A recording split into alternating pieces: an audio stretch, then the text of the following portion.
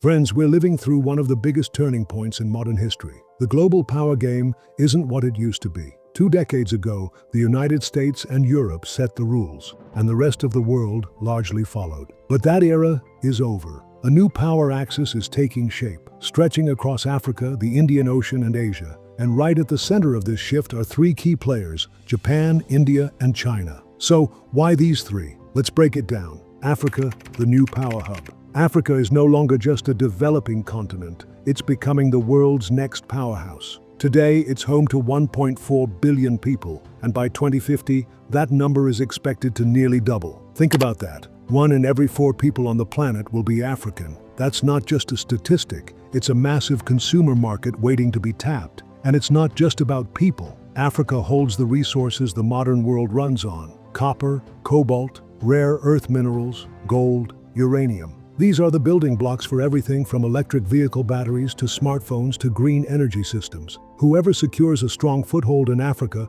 won't just have influence, they'll have the keys to the global economy of the future. Japan, technology in search of resources. Japan is a tech giant, but it's resource poor and facing a shrinking, aging population. Its challenge is clear: find new markets and secure the raw materials it needs to keep its economy strong. To tackle this, Japan has unveiled an ambitious plan: the Indian Ocean Africa Economic Zone. This would link Africa, India, and the Middle East through new trade corridors, supply chains, and partnerships. Imagine the possibilities. Africa brings the resources, Japan brings the technology, and India acts as the bridge connecting them. Together, they could form the largest economic corridor in the world. China, the Belt and Road Advantage. But here's where the plot thickens. For over a decade, China has been steadily tightening its grip on Africa through its Belt and Road Initiative, building roads, railways, ports, and pouring in billions in loans. While this has brought infrastructure, it's also left many African nations heavily indebted, giving Beijing significant leverage. Japan says it's taking a different path, promising to treat Africa not just as a source of raw materials, but as a partner in industrial growth. The idea is to set up factories, boost local production, and create jobs. The big question is whether these promises will translate into reality or if they're just diplomatic sugarcoating. France's energy play in Congo. Meanwhile, another major move is unfolding. The French energy giant TotalEnergies has just secured a new offshore oil exploration permit from the Congo government. They'll lead the project with a 50% stake, joined by Qatar's Qatar Energy and Congo's state-owned SNPC. Congo's goal? To ramp up oil production to 500,000 barrels per day by 2027. For France, this is a golden chance to strengthen its energy presence in Africa. But as with everything in this new global power game, there's always another side to the story. For decades, France has been the dominant European power in Africa. Its so-called neo-colonial policies kept many African nations tied to Paris, economically, politically, and even monetarily. In fact, several African countries still have their currencies controlled by France's central bank. But the tide is shifting. In recent years, countries like Niger, Mali, and Burkina Faso have told French troops to pack up and leave. Across the continent, chants of "France, get out" echo through the streets. On one side, France is trying to hold on, launching new projects in places like Congo. On the other, more and more African nations are breaking free from old colonial chains and looking for new partners. And that's exactly why India, China, and Japan are moving in fast, each with their own playbook. India's strategic view for India: this moment is critical. It sees itself as the natural leader of the Indian Ocean region. If Japan succeeds in building a new economic corridor linking Africa and the Middle East, India will be right there as a direct partner. That could mean steady access to affordable oil and minerals, plus a huge boost in trade with African nations. India's footprint in Africa is already growing, spanning pharmaceuticals, IT, training programs, and infrastructure projects. And if India and Japan push forward together, they could seriously undercut China's influence. The numbers tell the story. In 2024 alone, India exported over $7 billion worth of goods to North Africa. Egypt tops the list, buying more than $3.5 billion Indian exports, followed by Morocco at over $1 billion.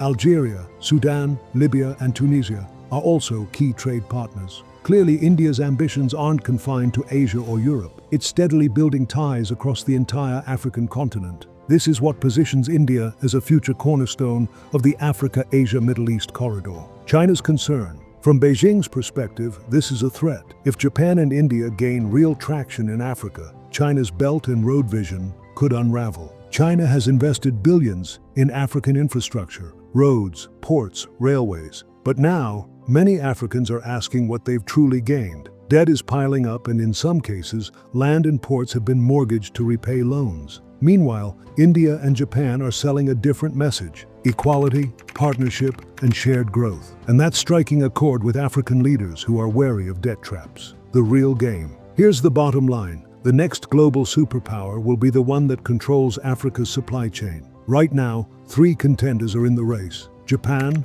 brings technology and finance.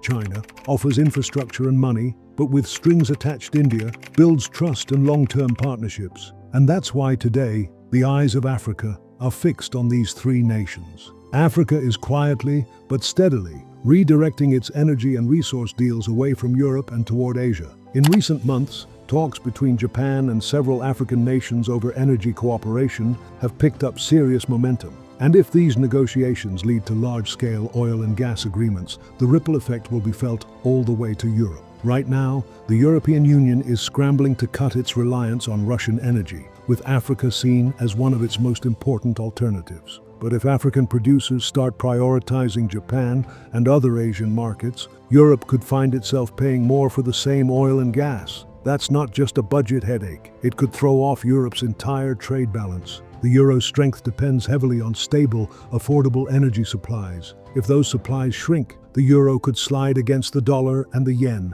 adding even more strain to an EU economy already battling inflation and slowing industry. Put simply, if Africa shifts its energy exports toward Asia, especially Japan, Europe won't just face an energy security problem. It could also see the value of its currency take a hit. And that brings us to the bigger picture. Will Japan truly treat Africa as an equal partner, or will it follow the old playbook of resource extraction? Will India seize this moment to strengthen its role in the proposed economic zone? Can China hold on to the influence it's built over the past decade? Or are we watching the early stages of a complete power shift, one where, in the next 20 years, the center of global influence moves decisively toward Asia and Africa? One thing's for sure, this isn't just another trade deal. It's the high-stakes game that will decide who really holds the reins of global power: Washington, Beijing, Tokyo, or New Delhi. All right, that's a wrap for today's video. If you enjoyed hanging out here, make sure to hit that like button. It really helps the channel grow. And if you haven't already, subscribe and turn on the notification bell so you never miss what's coming next. I'd also love to hear your thoughts, ideas, or even random fun facts in the comments below. I read them all. Thanks for watching, take care of yourself, and I'll see you in the next one.